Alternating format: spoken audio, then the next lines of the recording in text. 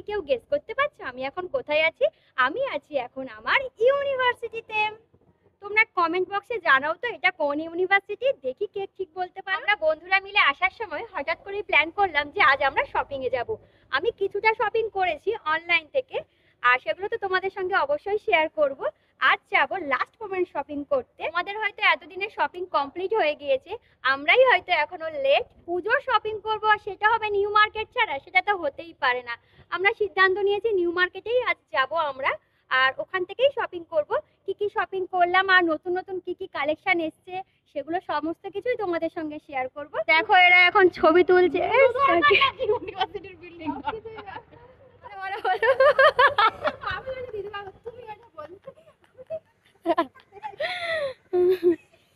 এই যে ছবিগুলো উঠেছে, ভালোই এসছে ছবিগুলো। আর এদিকে আমাদের ক্লাস পুরো ফাঁকা, আমরা এখনো একটা বন্ধুর জন্য ওয়েট করছি। আমাদের অনেকক্ষণ আগেই ক্লাস শেষ হয়ে গিয়েছে, তো ওর সবেমাত্র ক্লাস শেষ হলো, ওর জন্যই আমরা এতক্ষণ অপেক্ষা করছিলাম। ওই যে আরো দুজন, এতক্ষণ ছবি তোলা ওদের শেষ হয়েছে। এবার আমরা যাব, আর দেরি করব না। তোমরা কিন্তু কোথাও যেও না, তোমরা ব্লগটা কন্টিনিউ দেখতে থাকো। আমরা সবাই বেরিয়ে পড়েছি স্প্ল্যানেডের উদ্দেশ্যে, তাই আমরা চলে এসেছি মেট্রো করে যাব বলে। আর এসে দেখি এতটা পরিমাণে লাইন পড়েছে, বাপরে বাপ, লাইন দিতেই তো চলে গিয়েছে আধ ঘন্টার বেশি। যাই হোক, মেট্রোতে তো উঠে পড়েছি, কিন্তু এখানেও এতটা পরিমাণে ভিড় যে দাঁড়ানোর মতো আমরা জায়গা পাচ্ছিলাম না। তোমরা বাইরে থেকে দেখো কি পরিমাণে ভিড় হয়েছিল। তারপর আমরা দম বন্ধ করা পরিস্থিতি থেকে একটু মুক্তি পেলাম অ্যান্ড চলে গেলাম নিউ মার্কেটে। প্রথমে ছেলেদের কালেকশন দিয়েই শুরু করলাম। গিয়ে আমি দেখছিলাম গেঞ্জি, শার্ট। গেঞ্জিগুলোর প্রাইস বলছিল 200-250 অনওয়ার্ডস, এবং শার্টগুলো ছিল 400 থেকে শুরু করে অনওয়ার্ডস। দেন চলে গিয়েছিলাম মেয়েদের কালেকশানে। এখানে এই যে ঘের কুর্তিগুলো তোমরা দেখছো, এগুলো ছিল 300-350 প্রাইসে। চলে গেলাম জিন্স দেখতে। বাচ্চারা যেমন কিউট হয়, তাদের ড্রেসগুলো তেমনই কিউট হয়। তোমরা দেখো বাচ্চাদের ড্রেসগুলো কত সুন্দর সুন্দর ছিল। আমরা তারপর চলে গেলাম জুয়েলারি কালেকশানে। এখানে দেখছিলাম ইয়াররিংস, যেগুলো প্রাইস ছিল 30 টাকা করে। তোমরা 30 টাকা দামের এখানে খুব সুন্দর সুন্দর ইয়াররিংস পেয়ে যাবে। আর এই যে কুর্তিগুলো দেখছো, এগুলোর প্রাইস ছিল 150 টাকা। এখানে খুব একটা পছন্দ না হয় আমি চলে গেলাম অন্য দোকানে।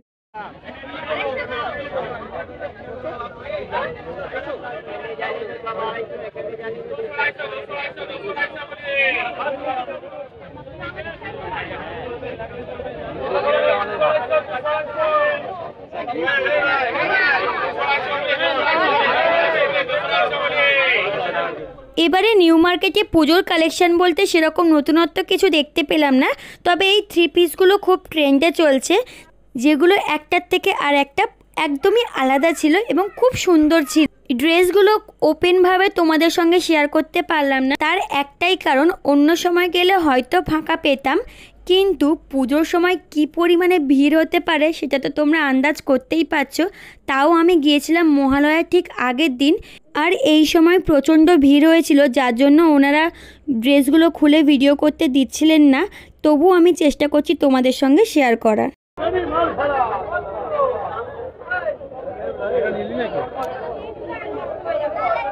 এইটা খুব সুন্দর লাগছে, এটাও খুব সুন্দর লাগছে। আমার জামাই ছোট।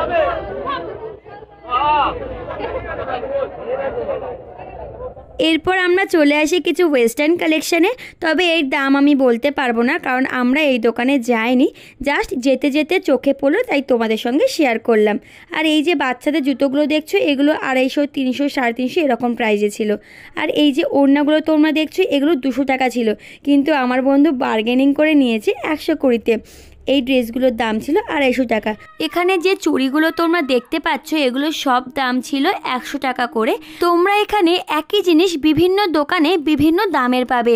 তোমরা একটা দোকান থেকেই কিনে নেবে না, একটু ঘুরবে, দেখবে, শুনবে, তারপরে কিনবে, এবং তার সঙ্গে কিন্তু বার্গেনিংটা মাস্ট। এবারে দেখো, আমি ফার্স্ট যে হোয়াইট কালারের চোকারটা দেখছিলাম, এটা এখন খুব ট্রেন্ডে চলছে, যেটার প্রাইস ছিল 450। আর যে রেড কালার চোকারটা দেখছিলাম, এটার প্রাইস ছিল 250। নর্মাল টাইমে তোমরা নিউ মার্কেটে গেলে ফিক্সড প্রাইস খুব কম দেখতে পাবে। পুজোর সময় বলেই প্রায় প্রত্যেকটা দোকানে ফিক্সড প্রাইস বলা ছিল, এই দোকানেও ফিক্সড প্রাইস বলা ছিল। তাও আমরা এই জামাটার দাম 250 টাকা বললেও আমরা কমিয়ে নিয়েছিলাম 200 টাকায়। আর এই যে ব্যাগগুলো দেখতে পাচ্ছ, যার প্রাইস ছিল 100 টাকা।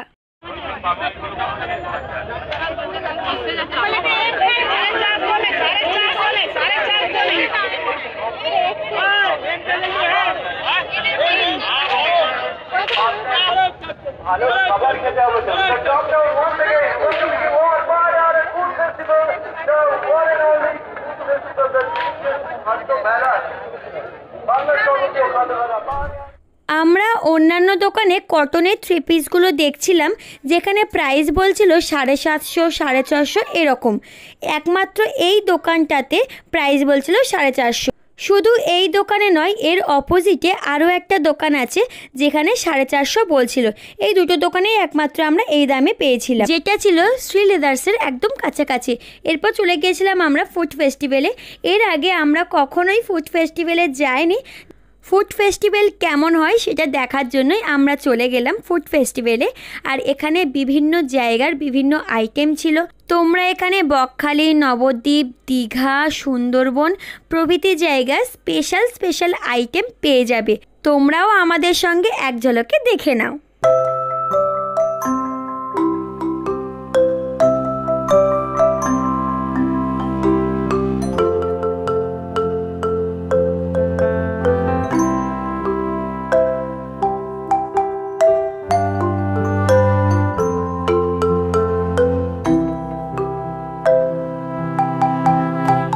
সামনেই তোমরা বাচ্চাদের বিভিন্ন খেলনার জিনিসগুলো পেয়ে যাবে। এরপর আমরা ভেবেছিলাম শ্রী লেদার্সে যাব, কিন্তু এখানে যাওয়ার আগেই যে পরিমাণে ভিড় হয়েছে তোমরা দেখো। এই পরিমাণে ভিড়ের মধ্যে আমাদের যাওয়া অসম্ভব ছিল, তাই আমরা এখান থেকে বেরিয়ে আসি। ফাইনালি আমরা শিয়ালদায় চলে এসেছি, এবার আমরা বাড়িতে যাব। এখানেও এসে দেখি সেই লেভেলের ভিড়, আর যেখানেই যাচ্ছে সেখানেই ভিড়। সারাদিনের পর আর ভালোই লাগছিল না, তাও মুখে হাসি নিয়ে ভিডিও করে যাচ্ছি। আর ওদিকে দেখো আমার বন্ধু আর ক্যামেরাতেও আসতে চাইছিল না, তাও আমি জোর করে ওকে নিয়ে আসছিলাম। আমরা বাড়িতে যাওয়ার জন্য তাড়াতাড়ি স্টেশনে চলে আসার চেষ্টা করি, আর এসে দেখি ট্রেন লেট। আর অনেকক্ষণ পরে আমাদের ট্রেন এসেছিল। ফাইনালি আমরা ট্রেনে উঠে পড়েছি। তোমরা যারা নামখানা লোকালে যাও তারা খুব ভালো করেই জানো যে এই ট্রেন কখনোই ফাঁকা থাকে না, কিন্তু বাড়ির কাছাকাছি যখন চলে এসেছিলাম তখন ট্রেনটা ফাঁকা হওয়াতে সেই সুযোগ কিন্তু আমি একটুও মিস করিনি। তার প্রমাণ তোমরা দেখতেই পাচ্ছ। আর ভিডিও যদি ভালো লেগে থাকে please like, comment, share and please subscribe করে দিও।